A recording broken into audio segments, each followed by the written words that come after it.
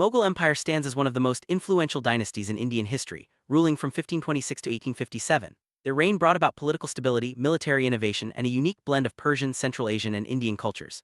Founded by Babur, the empire flourished under a series of remarkable rulers, each leaving a distinct mark on the subcontinent. In this video, we'll journey through the rise, achievements, and eventual decline of the Mughal Empire, exploring the key figures, battles, and legacies that shaped the course of Indian history. Let's begin our exploration of this fascinating era. Babur, the founder of the Mughal Empire, was a direct descendant of Timur and Genghis Khan. After losing his ancestral kingdom of Fergana, Babur captured Kabul in 1504, which became his base for future conquests. Driven by political instability in India and the lure of its wealth, Babur set his sights on the subcontinent. His military prowess and vision laid the groundwork for a new era in Indian history. Babur's journey from Central Asia to India marked the beginning of a dynasty that would shape the region for centuries. 1526, Babur faced Ibrahim Lodi, the Sultan of Delhi, at the First Battle of Panipat. This decisive clash marked the foundation of the Mughal Empire. Babur's innovative use of gunpowder and field artillery gave him a significant advantage, allowing his smaller force to defeat the much larger army of Lodi. The victory not only secured Delhi and Agra for Babur, but also introduced new military tactics to Indian warfare. This battle set the stage for the Mughal dynasty's dominance in northern India. Babur was not just a conqueror but also an innovator. He extensively used gunpowder and artillery, transforming the nature of Indian warfare. His architectural contributions included the construction of Charbagh gardens and mosques in Panipat and Sambhal.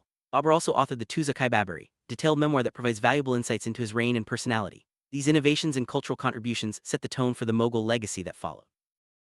Babur's conquest of India was made possible by several factors. The Delhi Sultanate under Ibrahim Lodi was weakened by internal conflicts and political instability. Local rulers like Daulat Khan Lodi and Rana Sanga invited Babur to challenge Lodi's authority. Economic motives also played a role, as India's wealth and fertile lands offered better prospects than Kabul. Additionally, geopolitical threats from Shaybani Khan's Uzbek expansion pushed Babur to seek new territory.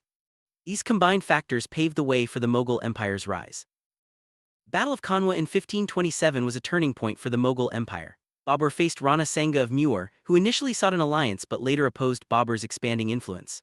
The Rajput-Afghan alliance aimed to restrict Mughal control to Punjab, but Babur's superior artillery and cavalry tactics led to a decisive victory. Declaring himself Ghazi, Babur eliminated major Rajput resistance, securing Mughal dominance over the Delhi-Agra region and solidifying his rule. Following Kanwa, Babur confronted Medini Rai, a Rajput ruler of Malwa and ally of Rana Sanga, at the Battle of Chandri in 1528. Medini Rai continued to resist Mughal expansion, but Babur's forces captured the Chandri fort after a fierce struggle. This victory further strengthened Mughal control in Rajputana, consolidating Babur's authority in northern India and paving the way for future expansion. Battle of Gagra in 1529 was Babur's final major campaign. He faced Mahmud Lodi, Ibrahim Lodi's brother, and a coalition of Afghan chieftains supported by the Sultan of Bengal. Babur's victory at the Gagra River led to the surrender of Afghan forces in a truce, securing the eastern frontier of the Mughal Empire. This campaign marked the consolidation of Mughal power across northern India. After Babur's death, his son Humayun ascended the throne in 1530. Humayun faced significant challenges from Afghan and Rajput rulers, especially Sher Shah Suri. He suffered defeats at the battles of Chausa and Kannauj, leading to his exile in Persia. Despite these setbacks, Humayun's time in Persia exposed him to new cultural influences, which he later brought back to India. His journey was marked by resilience and eventual reclamation of his throne. With the support of the Persian court, Humayun managed to reclaim Delhi and Agra in 1555 after defeating Sikandar Shah Suri at the Battle of Sirhind. Unfortunately, his reign was short-lived, as he died in 1556 after a tragic fall from the library stairs. Humayun's legacy includes the commissioning of Dimpana, a new capital in Delhi, and his magnificent tomb built by his wife Haji Begum, which stands as a testament to Mughal architecture. Akbar, Humayun's son, ascended the throne at just 13 years old. Under the guidance of his regent Bahram Khan, Akbar secured Mughal rule by defeating Hemu at the Second Battle of Panipat in 1556. This victory was crucial in stabilizing the empire after years of turmoil. Akbar's early reign set the stage for a period of remarkable expansion and consolidation, making him one of the greatest Mughal emperors. Akbar's reign was marked by extensive military campaigns. He conquered Malwa, Gujarat, Bengal, Kashmir, Sindh, and the Deccan, greatly expanding the Mughal Empire's territory. His military strategies and diplomatic skills enabled him to integrate diverse regions and peoples under Mughal rule. Akbar's conquests laid the foundation for a unified and powerful empire that would dominate the Indian subcontinent for generations. One of the most famous battles of Akbar's reign was the Battle of Haldighati in 1576, where he faced Maharana Pratap of Mewar. Despite fierce resistance from the Rajputs, Akbar's forces emerged victorious. This battle, along with the sieges of Chittorgarh and Ranthambore, helped Akbar establish dominance over Rajputana, further consolidating Mughal power in northern India. Akbar is renowned for his progressive religious policies. He abolished the jizya and pilgrim taxes, promoting religious harmony through the principle of Sulaikul or universal peace. Akbar established the Ibadat Khana and Fatehpur Sikri for interfaith debates and founded Din-i-Ilahi, a syncretic faith blending elements of various religions. These policies fostered tolerance and unity within his diverse empire. Akbar's administrative reforms were groundbreaking. He introduced the Mansabdari system, which organized military and civil ranks, and the ZAP system for efficient revenue collection, developed by Raja Tadar Mal. The empire was structured into provinces, districts, tehsils, and villages, creating a robust administrative framework that ensured stability and effective governance throughout the Mughal realm. Akbar was a great patron of the arts and culture. He built the magnificent city of Fatehpur Sikri, including landmarks like Buland Darwaza, Diwanai Khas, and Panch Mahal. Akbar also supported artists, musicians, and writers, notably patronizing Tansen, a legendary figure in Hindustani classical music. His reign marked a golden age of cultural flourishing in the Mughal Empire. After Akbar's death in 1605, his son Jahangir ascended the throne. Jahangir continued many of Akbar's policies, expanding Mughal influence through treaties and military campaigns. He strengthened Mughal control in Mewar and Ahmednagar, though he lost Kandahar to the Safavids. Jahangir's reign was marked by both political consolidation and artistic achievements. Jahangir was a great patron of the arts, advancing Mughal miniature painting and portraiture. He commissioned the construction of the Shalimar Gardens in Kashmir and Akbar's tomb at Sikandra, Agra. His reign saw a flourishing of artistic expression, blending Persian and Indian styles and leaving a lasting legacy in Mughal art and architecture. Nur Jahan, Jahangir's wife, played a significant role in Mughal politics. She actively governed, issued coins in her name, and influenced court decisions. Nur Jahan's political acumen and leadership made her one of the most powerful women in Mughal history, shaping the empire's policies and administration during Jahangir's reign. Jahangir's reign saw significant developments in foreign relations. He granted the British East India Company trading rights in 1617, paving the way for future British involvement in India. While Captain William Hawkins failed to secure a treaty, Sir Thomas Roe successfully obtained permission for a British factory in Surat. These interactions marked the beginning of a new era in Indo-European relations. Jahangir was also an author, penning the Tuzakai Jahangiri, a detailed account of his reign. His support for the arts and literature further enriched Mughal culture. Under his rule, the empire continued to thrive culturally, blending Persian, Indian, and Central Asian influences into a unique Mughal identity. Shah Jahan's reign from 1628 to 1658 is often called the Golden Age of Mughal architecture. He commissioned the construction of the Taj Mahal, Red Fort, Jama Masjid, and Moti Masjid, as well as the new capital city of Shahjahanabad. These architectural marvels symbolize the grandeur and artistic excellence of the Mughal era. Shah Jahan expanded Mughal rule through successful campaigns in Bijapur, Golconda, and the northwest frontier. However, he lost Kandahar to the Safavids after several failed attempts to reclaim it. Despite these setbacks, Shah Jahan strengthened trade and granted further privileges to the British East India Company, enhancing the empire's economic and political influence. Later years of Shah Jahan's reign were marked by a bitter war of succession among his sons, Dara Shikoh, Shuja Aurangzeb, and Murad. Dara Shikoh, known for his liberal views and promotion of Sufism, was ultimately defeated by Aurangzeb at the Battle of Samugar. Aurangzeb's victory led to Dara's execution and Shah Jahan's imprisonment in Agra Fort, signaling a dramatic shift in the empire's direction. Dara Shikoh was a remarkable figure, known for his intellectual pursuits and efforts to bridge Islamic and Hindu philosophies. He translated the Upanishads into Persian and authored Majmu'ul Bahrain, comparing Sufism and Vedanta. Despite his tragic end, Dara's legacy lives on as a symbol of religious tolerance and cultural synthesis within the Mughal Empire. Aurangzeb emerged victorious in the War of Succession, becoming emperor in 1658. His reign marked the Mughal Empire's greatest territorial extent, with successful campaigns in the Deccan and the conquest of Bijapur and Golconda. However, Aurangzeb's rule also saw the reversal of many liberal policies, leading to increased internal strife and resistance.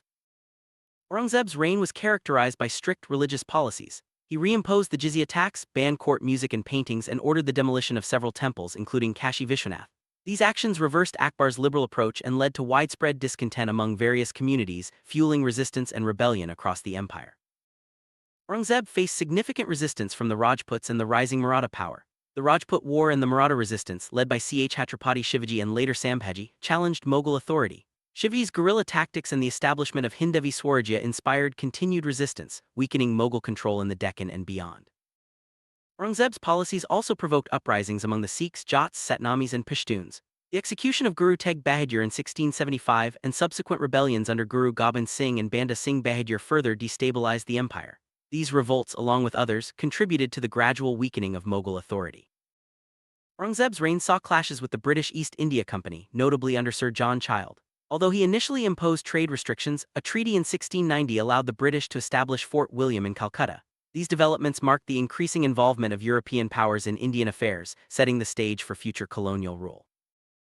Aurangzeb died in 1707 in Ahmednagar, leaving behind a vast but unstable empire. His death triggered a succession crisis and marked the beginning of the Mughal Empire's decline.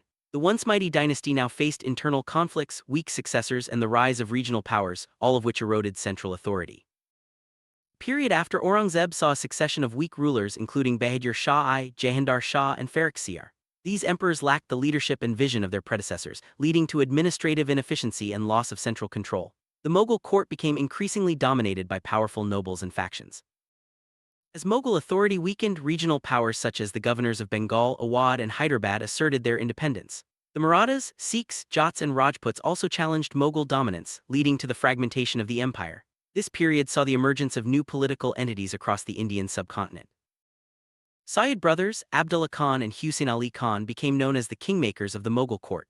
They controlled the empire by installing and deposing puppet rulers, including the removal of Farrukh Siyar in 1719. Their dominance ended with their overthrow by Muhammad Shah in 1720, but their actions further destabilized the empire. Foreign invasions further weakened the Mughal Empire. In 1739, Nader Shah of Persia invaded India during Muhammad Shah's reign, defeating the Mughals at Karnal and plundering Delhi. He famously looted the Peacock Throne and the Kohinoor diamond, delivering a severe blow to Mughal prestige and resources. Ahmad Shah Abdali, another foreign invader, launched multiple attacks on India between 1748 and 1767. His repeated invasions further destabilized the Mughal Empire, weakening its military and economic foundations. These invasions contributed to the growing vulnerability of the empire to both internal and external threats. Decline of the Mughal Empire was accelerated by internal conflicts, including power struggles and succession wars. The weakening of the nobility, administrative corruption, and the rise of regional powers all contributed to the erosion of central authority. These internal issues made it increasingly difficult for the Mughals to maintain control over their vast territories. Economic problems played a significant role in the Mughal decline. Declining agricultural productivity, excessive spending, and weak trade undermined the empire's financial stability. The inability to modernize the military and economy left the Mughals vulnerable to both internal revolts and external invasions. Mughal military, once a source of strength, became outdated and ineffective. The lack of modernization, poor leadership, and declining morale led to repeated defeats against both internal and external enemies. This military weakness further accelerated the empire's decline and loss of territory. As the Mughal Empire weakened, the British East India Company increased its influence in India. Through a combination of military force, diplomacy, and economic pressure, the British gradually expanded their control, setting the stage for colonial rule. The growing involvement of European powers marked a new chapter in Indian history. Final blow to the Mughal Empire came with the Revolt of 1857, also known as the First War of Independence. The last Mughal emperor Bahadur Shah II was deposed by the British, marking the official end of the Mughal dynasty. This event paved the way for direct British rule in India, closing a remarkable chapter in the subcontinent's history. Despite their decline, the Mughals left a profound legacy in India. Their contributions to architecture, art, literature, and administration continue to inspire and shape Indian culture. The Mughal era is remembered for its grandeur, innovation, and the blending of diverse traditions, leaving an indelible mark on the subcontinent's history.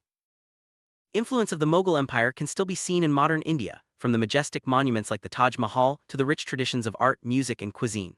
Their administrative systems laid the foundation for later governance, and their cultural legacy continues to enrich Indian society. The story of the Mughals remains a vital part of India's national identity. Mughal Empire's journey from its rise under Babur to its decline and eventual end in 1857 is a story of ambition, innovation, and transformation. Through military conquests, administrative reforms, and cultural achievements, the Mughals shaped the destiny of the Indian subcontinent. Their legacy endures in the monuments, traditions, and collective memory of India. As we reflect on the Mughal Empire, we see a dynasty that brought together diverse peoples and traditions, leaving behind a rich tapestry of art, architecture, and governance. Their story is a testament to the power of vision, adaptation, and cultural synthesis. The Mughal era remains a source of fascination and inspiration, reminding us of the enduring impact of history on our present and future.